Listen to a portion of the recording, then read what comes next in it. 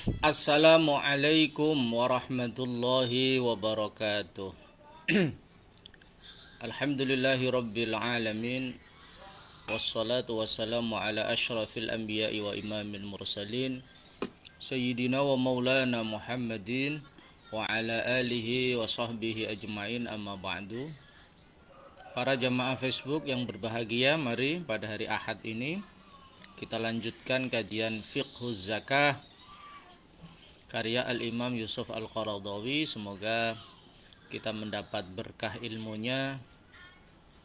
Para praktisi Lazisnu di seluruh Indonesia bertambah energi dan motivasinya untuk mengembangkan lembaga amil zakat infak sedekah Nahdlatul Ulama sebagai manifestasi khidmah Nahdlatul Ulama kepada warga Nahdlatul Ulama dan seluruh masyarakat Indonesia.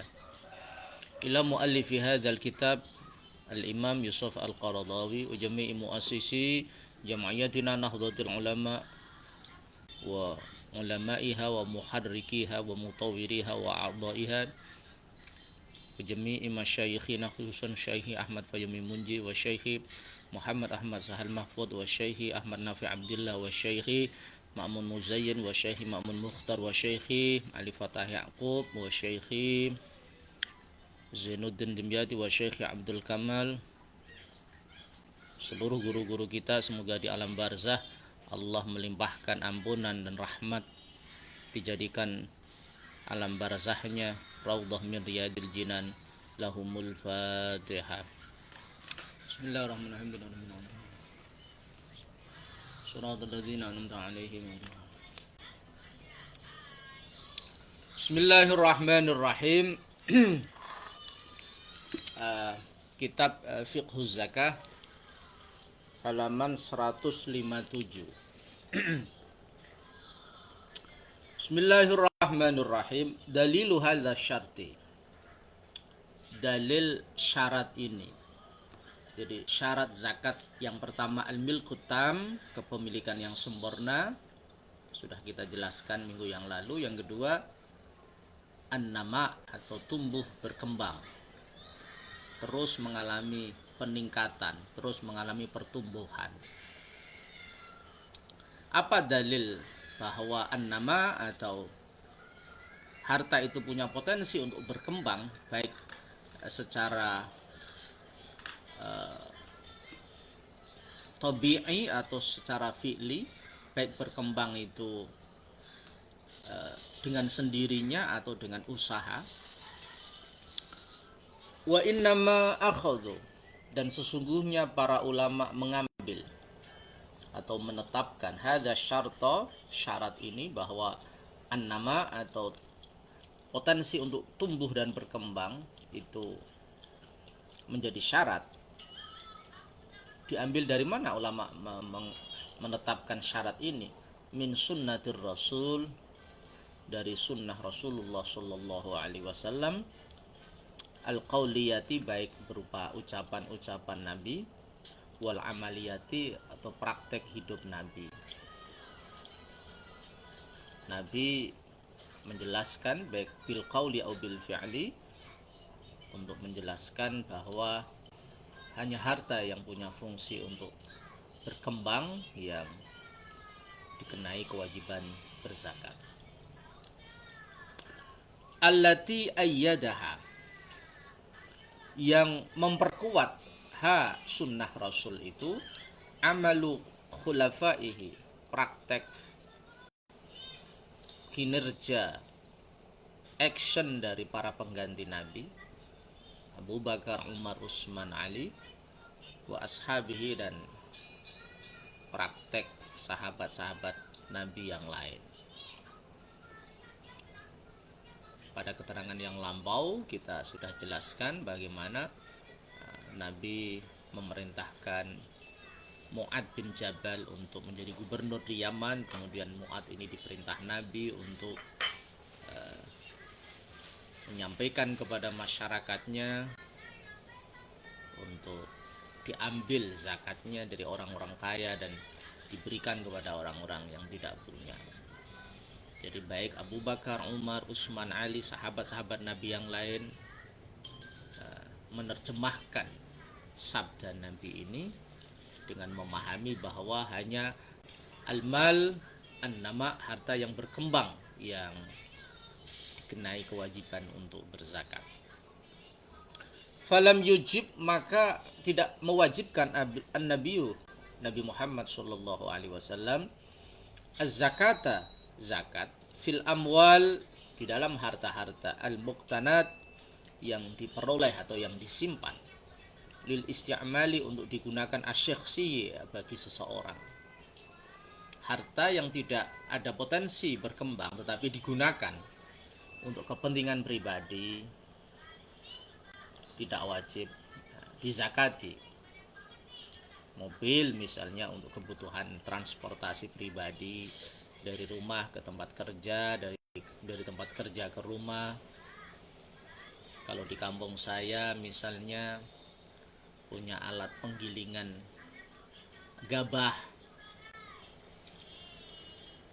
kemudian ada yang punya mobil transportasi, kemudian ada yang kalau zaman dulu ya ada sapi untuk bluko ya, apa ya, yang digunakan untuk apa namanya itu, di sawah itu ya, sebelum ditanami itu biasanya brujul atau bluko. Itu sapinya tidak terkena zakat, alat penggilingannya tidak terkena zakat, mobil transportasinya tidak dihitung, tapi perolehannya yang dihitung, alat-alatnya tidak.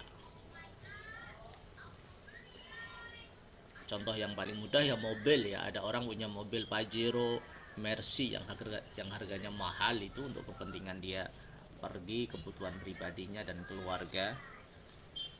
Kama, sebagaimana keterangan fil hadis sahih, di dalam hadis yang sahih, laisa 'alal muslimi, tidak ada bagi orang Islam, fi farasihi, di dalam kudanya, wala abdihi, dan budaknya, sedaqatun, sedekah. Kudanya, kuda ini zaman Nabi berfungsi untuk alat transportasi selain onta dari Makkah ke Syam gitu. Karena pada zaman Nabi memang pusat bisnis ada di Syam, ada di Syria, Damaskus. Jadi ayah Nabi Sayyid Abdullah juga setelah bulan madu kembali berdagang, berniaga dari Mekah ke Syam, kemudian jatuh sakit di Yasrib, dimakamkan di Yasrib. Begitu juga Abu Thalib mengajak Nabi untuk berdagang, membawa barang-barang yang bisa dijual di Syam. Jadi itu fungsi al-faros pada zaman Nabi ya, kuda. Meskipun yang paling lazim ya yang kita lihat ya onta.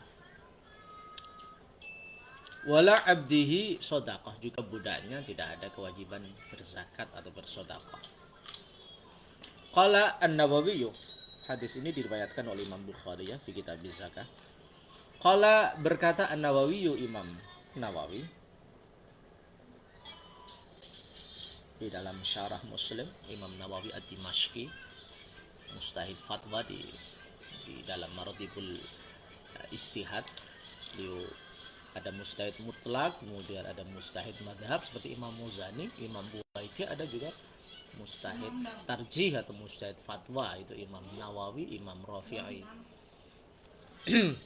Tapi faktanya memang Musannafat An-Nawawi, karya-karya Imam Nawawi begitu mendominasi ya, hasanah para kiai, hasanah Nahdlatul Ulama. Ada Al-Majmu', Syarhul Muhadzab, ada Riyadhus Shalihin, ada Arba'in Nawawiyah, ada Syarah Muslim, ada Raudhatut Talibin, ada Minhajut Talibin. Masya Allah, seorang ulama yang luar biasa, yang meninggal tidak tua ya, usia 43-an atau 42, dengan karya yang luar biasa. menjadi refleksi ya bagi kita ya, yang belum berkarya apa-apa gitu. Sedangkan Imam Nawawi pada usia yang begitu muda sudah mengeluarkan karya yang luar biasa. Jadi jangan melihat usia kita dan jangan menunda-nunda untuk berkarya itu. Saya mau berkarya kalau usia sudah 50 tahun. Kita lihat bagaimana Imam Nawawi, beliau meninggal tidak pada usia 42 atau 43an lah ya. Tapi karyanya Masya Allah luar biasa. Jadi berkaryalah saudara-saudara, teman-teman, dan tidak usah berpikir karya itu akan dibaca siapa, karena Allah yang menentukan karya kita itu. Saya sering menyampaikan, saya kira Imam Ibnu Hajar Al-Asqalani tidak membayangkan karyanya dibaca di kampung saya di Wonokerto ini. Saya juga tidak membayangkan kalau kitab yang saya baca ini, Yusuf Al-Qaradawi, yang sekarang masih hidup ya, itu karyanya dibaca di kampung gitu. Jadi saya kira berkaryalah karena Allah, ikhlas, nanti Allah yang akan mengedarkan karya itu sesuai dengan kemanfaatan. Kita mengambil contoh ya dari Imam Nawawi, seorang imam yang luar biasa yang karyanya mendominasi dan memengaruhi umat muslim dunia. Karena dengan menulis karya itu Imam Nawawi akan terus dikaji sepanjang masa.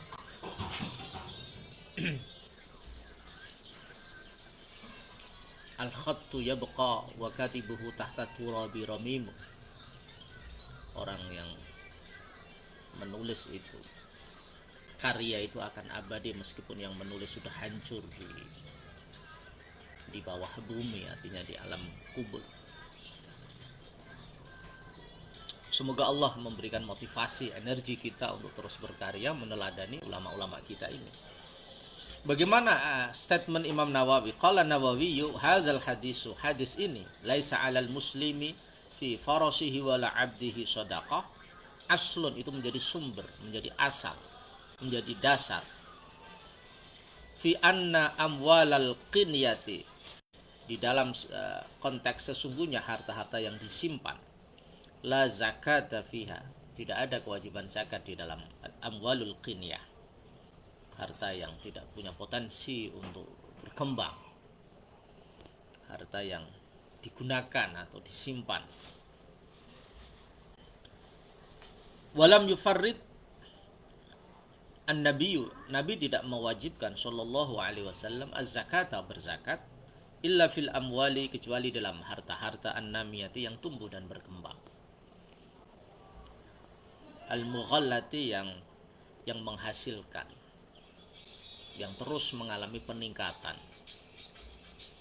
Nabi tidak mewajibkan kecuali harta-harta yang mengalami peningkatan. Ini tentu sesuatu yang rasional sekali.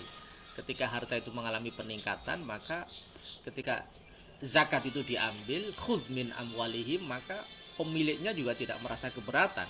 Kenapa ya? Karena harta itu terus berkembang, dia bisa meningkatkan produktivitas hartanya, di sisi lain dia bisa memberikan sesuatu, bisa memberikan sumbangsih kepada orang-orang yang membutuhkan. Ada kepuasan batin, ada kesuksesan individu, dan ada kemaslahatan publik, kemaslahatan sosial. Wa kana al-mawjudu minha, wa kana, dan ada al-mawjudu, yang ada, artinya yang berlaku, minha, dari amwal an-namiyah, fi biladil arabi, di negara Arab pada era Nabi, harta yang punya potensi untuk berkembang, punya potensi untuk meningkat.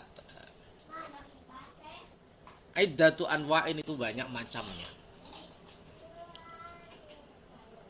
Ini Al-Imam Yusuf Al-Qaradawi memberikan gambaran kepada kita tentang al-amwal an-namiyah, harta-harta yang berkembang, yang terus mengalami peningkatan presentasi di Arab, yang itu menjadi pondasi semua kitab-kitab fikih yang kita pelajari di pesantren.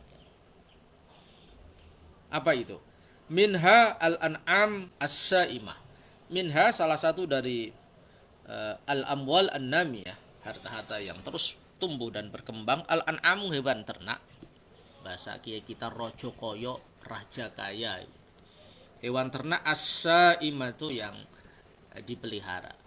Sing dingon, yang diumboro, yang apa namanya, yang tidak membutuhkan kos biaya yang besar. Wahia, apa itu hewan ternak ini? Al ibilu, onta, wal baqaru, dan sapi, termasuk jamus, kerbau menurut Imam Nawawi dalam kitab Tausyah, wal ghanamu, dan kambing. Jadi pada zaman Nabi di Arab secara umum, satu adalah hewan ternak. Ada sapi, ada kambing, ada onta. Kita tentu paham ya bahwa salah satu cara Allah mendidik Nabi itu adalah pada saat kecil Nabi dilatih untuk menggembala kambing dalam asuhan atau bimbingan pamannya Abu Thalib. Nabi dilatih untuk menggembala kambing. Nah, kambing berarti pada zaman itu menjadi salah satu komoditas ya, sumber ekonomi yang cukup menjanjikan untuk dijual belikan. Jadi ada onta, ada kambing, ada sapi. Wa minha, sebagian dari al-amwal an-namiyah, an-nuqud, ada mata uang, minaz zahabi wal fiddah, dari emas dan perak. Allati yutajiru fiha ba'dun nas, yang dibuat berdagang oleh sebagian orang. Wa yadakhiruha al-ba'dul akhar, sebagian memperdagangkan emas itu dan sebagian menyimpan. Kita tahu bahwa yang namanya tijarah itu taklibul mal li gharadir ribhi, mengolah harta untuk tujuan mendapatkan keuntungan, ar-ribhu, profit. Jadi pada era Nabi, emas dan perak ini menjadi komoditas yang diperdagangkan. Yang kata Mbah Maimun Suberi itu, dinar itu adalah az-zahab, emas, mata uang yang terbuat dari emas, kemudian dirham itu yang terbuat dari al-fiddah atau perak, menjadi komoditas, bahkan menjadi alat untuk barter ya, tukar menukar barang. Wa minha, sebagian dari al-amwal an-namiyah, harta yang terus mengalami peningkatan, az-zuru'u, tanaman. Ini kalau kita baca di dalam buku-buku sejarah, Madinah adalah daerah yang lebih subur daripada di Makkah. Jadi banyak sekali tanaman-tanaman.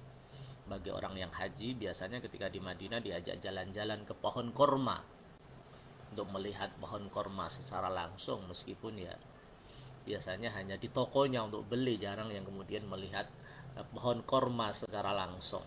Jadi memang di Madinah ini tumbuh ya tanaman-tanaman yang produktif, yang terus mengalami peningkatan. Wasimaru, dan buah-buahan, tanaman-tanaman dan buah-buahan. Tentu yang sangat terkenal di sana ya korma ya, anggur dan korma. Wa bi khasatil aqwati minha, dan khususnya makanan-makanan atau buah-buahan, tanaman yang menjadi makanan pokok. Kalau ibarat di Indonesia ya padi. Seperti apa al-aqwat minha, makanan pokok yang dihasilkan oleh pertanian itu, kalking doti, seperti gandum, wasyairi, dan ya ada yang maknanya wawut itu ya, watamri, dan korma, wazabibi, dan anggur kering. Wa mithluha, seperti ini adalah al-asalu, madu. Indah mengkola, menurut ulama yang berkata itu, yang mengatakan bahwa madu itu tuh juga termasuk al-qut. Jadi kalau di kita ini ada padi, ada jagung, ada ketela. Kalau zaman saya kecil misalnya, makanan yang alternatif itu ya ketela ya. Ketika tidak ada nasi makan ketela.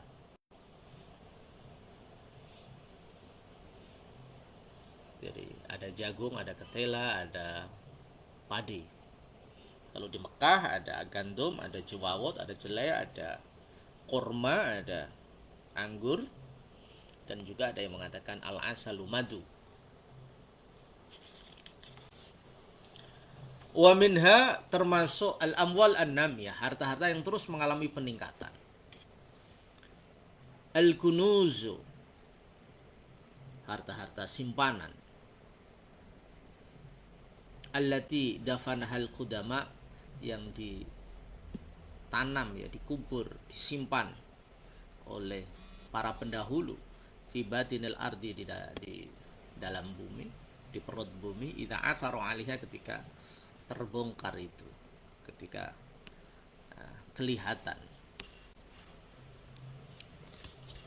Kalau kita baca buku-buku sejarah ya, sejarah Nabi misalnya dalam perang Khaybar, Nabi menghadapi orang Yahudi itu, Masya Allah, berbagai tantangan dihadapi, dan kemudian ketika Nabi berhasil menaklukkan orang-orang Yahudi di Khaybar itu, banyak sekali harta rampasan perang, dan banyak ditemukan harta-harta simpanan. Kalau sekarang menyimpan ya di bank ya. Kalau zaman dulu, ulama-ulama kita zaman dulu ada kisah, misalnya ketika zaman kerajaan, ketika dijajah oleh Belanda atau Jepang, ada penyerbuan ke kantong-kantong muslim, kantong-kantong kiai, itu banyak yang kemudian harta bendanya ditaruh di apa, di dalam bumi gitu, berapa meter gitu, untuk menjaga itu. Kalau tidak ketahuan ya tentu tidak ada hukum. Kalau idza athara maksudnya ketika terlihat, terbongkar ya, ketika diketahui, terbuka itu simpanan itu. Wa mithluha al ma'adin, kalau kisahnya di Kajen itu ya ada yang kitab-kitab kiai itu ditaruh di dalam tanah itu, karena khawatir kitab itu kalau ketahuan penjajah itu akan dibakar misalnya. Dan mungkin dalam kasus yang lain ya tidak hanya barang kitab, kan menurut kiai itu barang yang sangat berharga ya, bagi orang-orang tertentu yang mungkin emasnya, apapun itu yang berharga disimpan, yang paling aman di dalam tanah itu.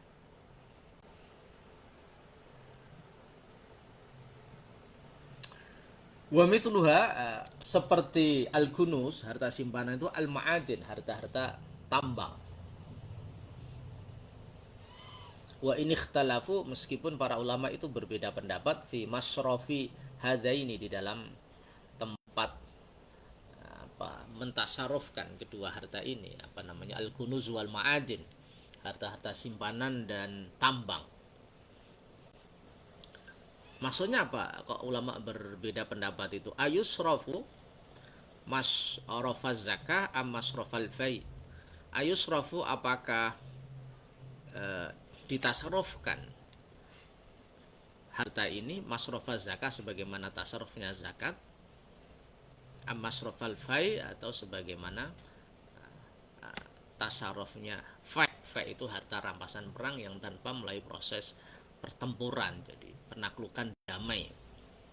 Seperti ketika Nabi melakukan perang Tabuk, ya, membawa sekitar 14.000 pasukan, bukan 40.000, 10.000 itu yang berkuda,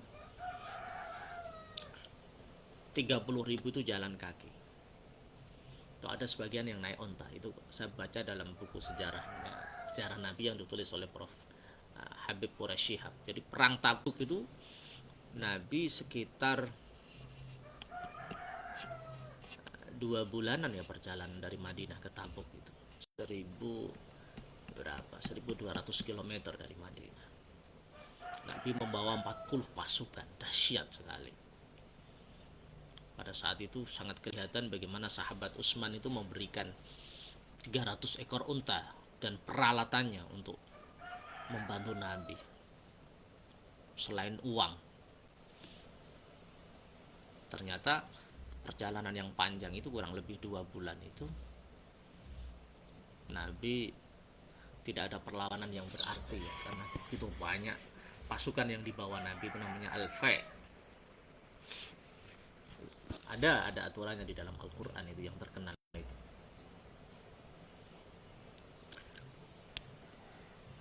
Walaqad ittafaqal fuqaha'u,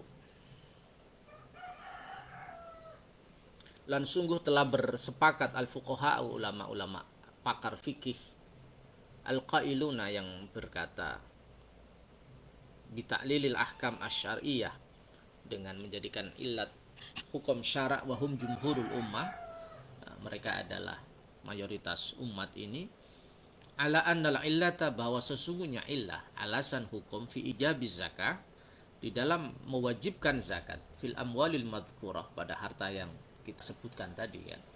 Ada al-an'am as-saimah, ada hewan ternak yang dipelihara dalam arti di makan di padang Sahara ya. Yang kedua ada an-nuqud, ada zahab, al-fiddah, emas dan perak. Kemudian ada az-zuru wathimar, ada tanaman dan buah-buahan. Juga ada al-kunuz wal ma'ajin, ada harta-harta simpanan. Kemudian ada tambang. Kenapa semua harta itu diwajibkan untuk dizakati? Hiya, illat itu nama uha, karena harta-harta itu tumbuh berkembang bil fi'li, dengan usaha, dengan dikembangkan. Ibarat hewan ternak ya, biasa di ngon itu ya, dipelihara, dirawat, au bil quwati, atau dengan kekuatan, dengan power, ayil imkan, dengan segala kemungkinan ya, dengan segala usaha. Fal an'amu namiyatun bil fi'li. Fal an'amu, hewan ternak, namiyatun itu bisa berkembang bil fi'li, dengan